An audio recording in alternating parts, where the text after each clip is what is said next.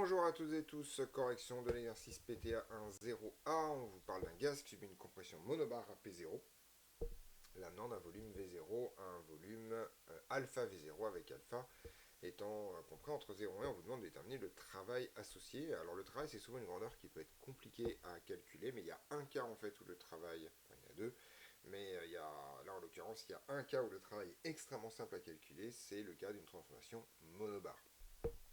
Alors on reprend un peu les bases. On sait que le travail reçu par un système entre un état initial et un état final, c'est tout simplement moins l'intégrale sur la transformation de la pression extérieure multipliée par la variation de volume élémentaire de volume. Voilà.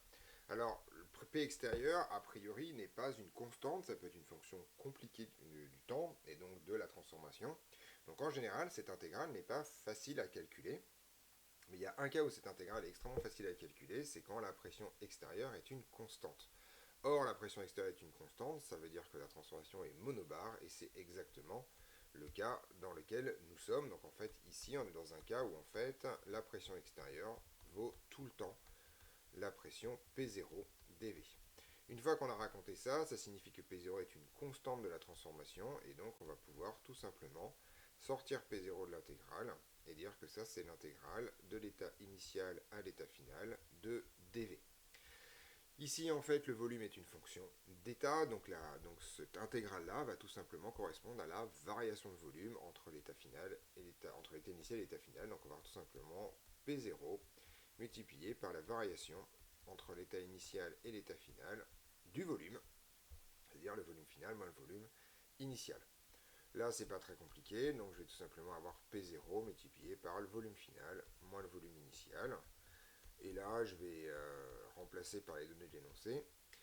Le volume final vaut alpha V0 et le volume initial vaut V0, tout bêtement, d'accord. Et donc on se retrouve avec tout simplement P0 multiplié par 1 moins alpha. Alors, il est toujours, c'est pas très joliment écrit tout ça, 1 moins alpha. Il est toujours important, en fait, de vérifier le signe du travail ou du transfert thermique, le cas échéant, là, en l'occurrence ça va être le travail, pour voir en fait grosso modo si on n'a pas fait une erreur de signe dans le calcul, ça peut arriver extrêmement régulièrement, et si on trouve quelque chose de cohérent. Alors ici P0 est une pression, c'est positif, et 1 moins alpha est ici positif également, puisque alpha est compris entre 0 et 1, donc il est plus petit que 1. Donc tout ça en fait, je ne vais pas mettre là, je vais mettre ici, voilà, tout ceci est strictement positif. Autrement dit, ça vous raconte que votre système a reçu du travail, a reçu de l'énergie de l'extérieur sous forme de travail. Est-ce que ceci est cohérent? En fait, c'est complètement cohérent, le gaz a subi une compression, donc en fait, on a été obligé de fournir du travail pour qu'il se compacte, pour qu'il se compresse, et en l'occurrence, ça vous dit que le travail est donc reçu par le système, autrement dit qu'il est nécessairement positif, et donc on a un signe qui est cohérent ici. On vérifie finalement l'homogénéité de notre résultat, et on se rend compte que ce résultat n'est pas homogène, tout simplement parce qu'en fait j'ai oublié dans ma factorisation de factoriser par V0, et donc il faut toujours vérifier ici pour être sûr qu'on n'oublie pas des bouts à la fin, et donc là on a tout simplement P0 facteur de 1 moins alpha V0, je vais l'écrire un peu autrement, je vais mettre le V0 ici, comme ça. Et donc en fait, P0V0 est bien homogène à une énergie, ça c'est un truc qu'il faut retenir impérativement en thermodynamique, le produit PV est toujours homogène à une énergie. 1 moins alpha est manifestement sans dimension, donc tout ceci est homogène, ça a le bon signe, ça a la bonne dimension une fois qu'on s'est rendu compte qu'on avait oublié un bout.